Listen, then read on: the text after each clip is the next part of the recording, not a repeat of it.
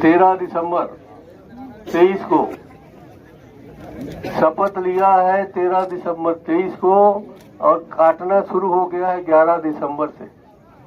शपथ लेने के 2 दिन पहले से पेड़ की कटाई शुरू हो गई है। कोई जरूरत नहीं पड़ी कि मुख्यमंत्री कब बनेगा, कैसे बनेगा, शपथ लेगा, कोई मतलब नहीं। ऊपर से आकालों का आदेश आया कि हमें कोयला निकालना है, पेड़ काटना शुरू करो, और ये शपथ ही नहीं लिया, उसके पहले पेड़ कट गया। यहाँ हर वो काम होता है जो ऊपर से आकर लोगों का निर्देश आता है, वो अडानी हो, अंबानी हो, होम मिनिस्टर हो, प्राइम मिनिस्टर हो, ये सब इस प्रदेश के आका है। यहाँ कौन सरकार चला रहा है, आप में से कोई बता दे तो मैं बहुत बहुत धन्यवाद दूंगा उनको। हरा दिया तो जो मंत्री बना, मुख्यमंत्री बना, एक गांव का आदमी, आदिवासी आदमी बना है, देखेंगे क्या करेंगे। मगर अभी तक, आज तक जो व्यक्ति यहाँ का मुख्य सचिव नहीं बदल पाया, आज तक जो व्यक्ति यहाँ का पुलिस विभाग का मुखिया नहीं बदल पाया, आज तक ये हम लोग खोजते हैं कि किसके कहने से काम होगा। कभी कभी गरीबों का काम आ जाता है हम लोगों के पास भी, तो जाते हैं खोज। आप सभी से अनुरोध है कि अभी धरना 2 बजे तक चलेगा। आप सब अपने अपने स्थान ग्रहण करेंगे। आप मोहल्ला में जाके बताना है, तो सबसे पहले जो काम कर थे, मैं तो यही बात ला ज्यादा फोकस करता हूँ कि शराब भट्टी खोले के काम, जो कि पूरे लाव लश्कर के साथ यहाँ आए हुए हैं, मैं उनका भी हार्दिक स्वागत और अभिनंदन करता हूँ। ब्लॉक कांग्रेस कमेटी नरेंद्र मोदी हाय अडानी भगाओ, अडानी भगाओ, अडानी भगाओ। मैं आप सबसे निवेदन कर रहा हूँ, बैठे। छत्तीसगढ़िया किसान के बेटा ओखर बेटा जेकर कोई राजनीति से लेना देना नहीं, तोड़ने नहीं सका तो तोड़ के पेट के लड़का ले सकबो, ये धारणा के सीएम तो घर से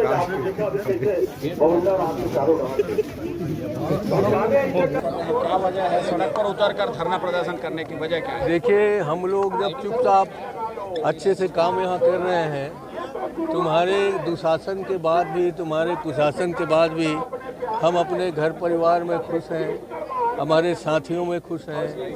तो आप लोग छत्तीसगढ़ वासियों पे अन्याय कर रहे हो, अत्याचार कर रहे हो, यहाँ के जल जंगल ज़मीन को लूटना चाहते हो, यहाँ के पानी को लूटना चाहते हो, यहाँ की खदानों को लूटना चाहते हो, यहाँ के जितने भी खनिज हैं उनको लूटना चाहते हो, और छत्तीसगढ़िया लोगों को गरीब के गरीब बनाए रखना चाहते हो, हमारी कोई भागीदारी नहीं देना चाहते। इन सब के खिलाफ हम लोगों ने ये धरना आंदोलन प्रदर्शन किया। बीजेपी का आरोप है कि भूपेश बघेल के लड़के पर ये कार्रवाई हुई, इसके बाद कांग्रेस एकजुट हुई है। इससे पहले तो इस तरह का प्रदर्शन हुआ नहीं। इस तरह का नौबत आया नहीं था, इस तरह का कभी नौबत ही नहीं आया था। हम शुरू से एक हैं, हम एक साथ रहे हैं। ये भाजपा वाले ही हम लोगों की एकता में खलल डालते हैं, वही इंगित कर करके हम लोगों को बदनाम करने की कोशिश कर रहे हैं। कांग्रेस में पूरी एकता है, कहीं कोई अनबन नहीं है, मतभेद नहीं है, मनभेद नहीं है, कांग्रेस एक है। इसीलिए आपको सड़कों पर आज जो एकता दिख रही है वो उसका निशान है। आगे और किसी पर भी कार्रवाई हो सकती है, ऐसा है? देखिए, भाजपा सरकार जो है हर उस व्यक्ति को टारगेट करना चाहती है जो यहाँ का नेतृत्व कर रहा है, यहाँ का नेता है। किसी न किसी बहाने इन सब लोगों को परेशान करना उनका पहला दायित्व है। आज ये छत्तीसगढ़ के खनिज संपदा और वन संपदा को जो लूटने की साजिश भारतीय जनता पार्टी की केंद्र में और राज्य की सरकार कर रही है। गुजरात के 2 लोग पूरा देश बेच रहे हैं और 2 लोग पूरा देश खरीद रहे हैं, और छत्तीसगढ़ की वन संपदा और खनिज संपदा का दोहन जिस तरीके से किया जा रहा है, पूरे नियम कानून को ताक में रख के ऐसा लगता है कि जैसे तानाशाह यहाँ राज कर रहा है।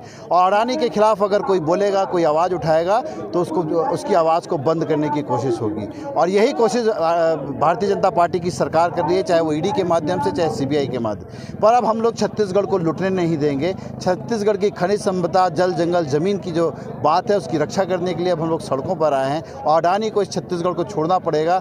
और विष्णुदेव सरकार की जो कठपुतली सरकार है, जो उसकी इशारों पर नाच रही है, ऐसा लगता है कि अडानी मालिक बन गया है और बाकी सब नौकर हो गए हैं। तो हम लोग अब छत्तीसगढ़ को बिकने नहीं देंगे। आने वाले समय में ये आंदोलन और बृहद रूप लेगा।